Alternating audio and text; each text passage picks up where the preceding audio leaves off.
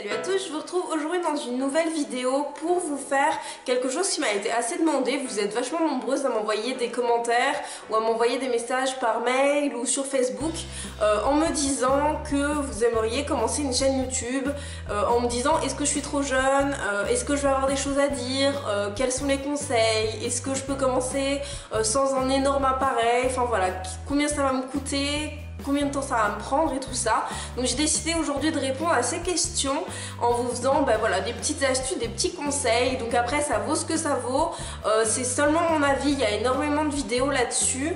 Enfin en tout cas j'en ai vu pas mal, je crois que à peu près toutes les grandes youtubeuses ont déjà fait cette vidéo. Mais moi je voulais plus vous marquer l'accent sur le fait que on n'est pas obligé d'avoir un matériel de dingue pour commencer sur YouTube. Donc voilà, ce sera mon premier conseil, ma première astuce, c'est que quand vous entendez les youtubeuses parler, pour commencer YouTube, il faut obligatoirement le dernier Canon ou le dernier Nikon à la mode qui coûte 700 €. Si vous ne l'avez pas, vous ne pouvez pas commencer, vous n'avez pas le niveau, ça va pas. Honnêtement, depuis que j'ai commencé ma chaîne, j'ai une petite caméra, une caméra Sony à la base que j'avais qui ne filmait pas en HD, et j'ai quand même atteint mes 3000 abonnés, sans une qualité HD. Donc c'est vrai que maintenant je crois que ça se fait même plus les caméras qui filment pas en HD. Donc j'ai acheté la même, une équivalente, donc je vous mettrai le lien vers ici et je pense que tout sera mis en barre d'informations, enfin le lien, la référence. Donc c'est une Sony HDR 360 ou un truc comme ça, et c'est un caméscope en fait, c'est pas un appareil photo réflexe, déjà parce que je trouve que le son est bien meilleur et c'est surtout que ça coûte 4 fois moins cher quoi. Je crois que ma caméra je l'ai payée 200 €, quelque chose comme ça, donc c'est quand même beaucoup plus accessible si vous voulez le demander à un anniversaire ou quelque chose, plutôt qu'un appareil photo à 600 ou 700 €. Donc ensuite, concernant les accessoires, moi j'ai simplement un trépied que j'ai acheté sur internet qui fait totalement l'affaire, que j'ai payé 15 €.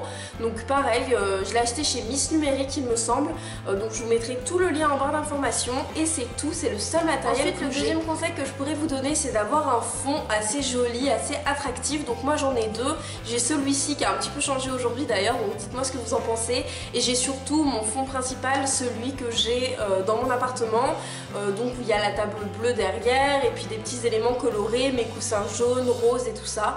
Donc moi c'est un fond que j'apprécie parce qu'il est coloré et que c'est ce que je veux qu'il ressorte de ma chaîne.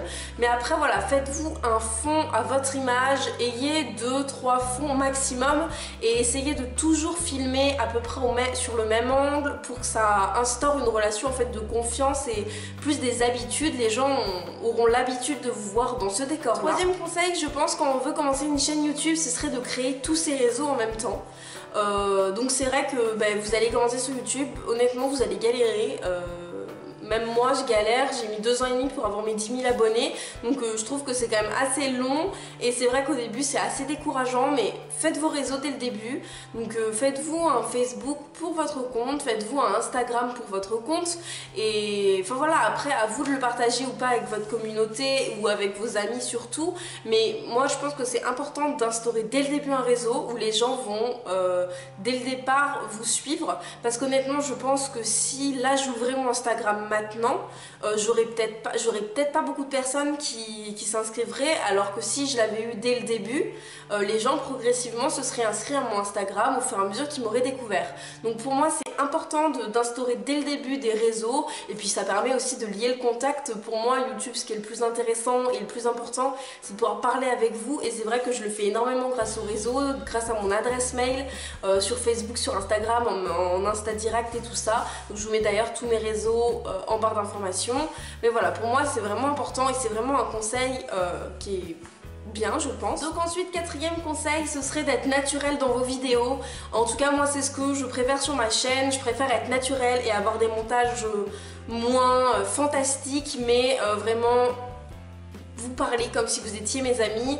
Je pense que les gens qui me connaissent dans la vie savent que je suis exactement pareil en vrai qu'en vidéo, et je pense que si vous êtes surfait, si vous vous inventez un monde derrière vous, je pense pas que vous arriverez à capter une audience. En tout cas, enfin moi c'est comme ça que je le vois. Je pense qu'il faut rester quand même naturel sur YouTube. Après il y a l'histoire du retour caméra qui est assez difficile quand on commence.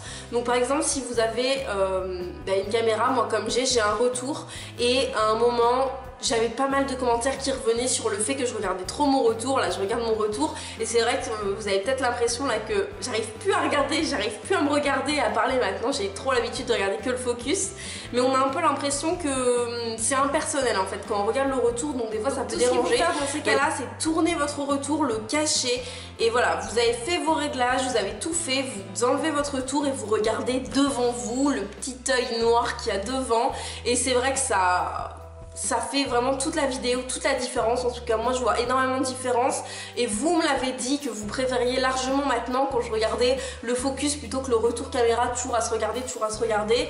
Des fois forcément on a des automatismes, on le regarde et c'est normal, ça nous permet de nous voir si on est bien coiffé, voir si on est bien cadré, voir si ce qu'on montre c'est bien dans le champ de la caméra. Mais c'est vrai que je pense que pour commencer une chaîne YouTube, c'est bien dès le début de vraiment s'habituer à regarder l'objectif et pas à regarder. Ensuite, cinquième astuce, cinquième conseil, et ça revient un peu à la même que la première, le premier conseil qui était avec le matériel, pas la peine d'acheter des 100 et des 1000 pour commencer, ce serait pour le logiciel de montage.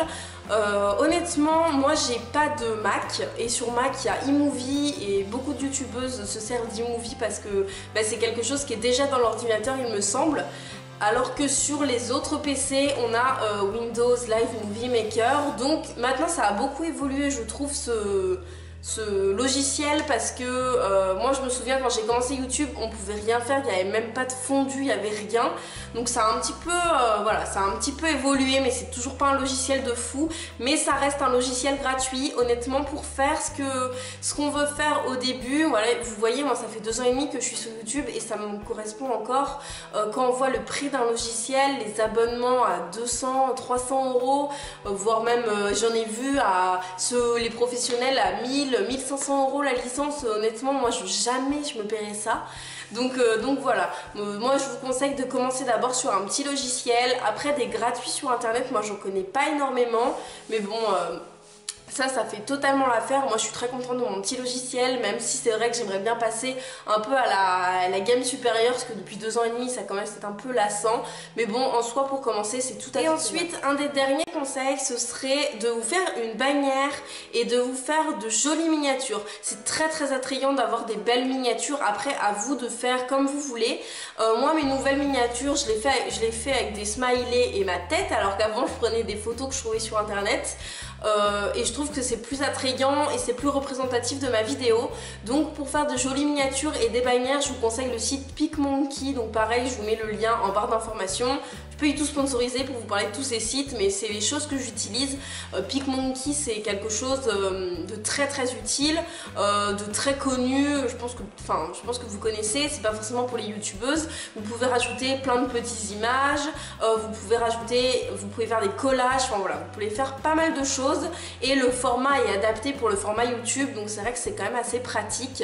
Et au niveau des bannières, moi je vous parle comme j'ai au début et à la fin de ma vidéo. D'ailleurs je pense le changer, mais vous voyez, à la fin de toutes mes vidéos j'ai mes réseaux, donc ça revient au conseil que je vous ai dit avant. Et au début j'ai mon vintage is back avec mes plumes et tout ça, et donc pour moi c'est important d'avoir une bannière ou quelque chose qui vous différencie, ou directement on arrive sur votre vidéo, hop, on sait qui vous êtes. Et pourquoi pas rajouter à la fin des vidéos quelque chose pour s'abonner. Et je pense que ce genre de choses, ça incite les gens à s'abonner, et surtout ça leur y fait penser. Des fois je regarde des vidéos de youtubeuses que je connais pas et j'ai aimé la vidéo, je mets un pouce bleu ou quelque chose comme ça, je laisse un commentaire comme d'habitude, et je pense pas forcément à m'abonner, et là ça arrive la fin de la vidéo, je vois un gros abonné qui clignote, et là je m'abonne. Donc voilà, moi je pense que c'est quand même important au moins de le dire. Après faut pas aller à la recherche des abonnés enfin voilà, en mettant des abonnés partout dans votre vidéo, mais une fois dans la vidéo c'est pas mal de le faire. Donc voilà pour cette vidéo. Si vous avez des questions, n'hésitez pas à me mettre tout en commentaire. Moi je vous mets le maximum de choses en barre d'informations. Partagez toutes vos expériences. Si vous avez des chaînes et que vous débutez, mettez tout en commentaire. Moi ça me fera un plaisir d'aller voir vos chaînes, et je pense que les autres aussi, vous pourrez découvrir peut-être d'autres chaînes.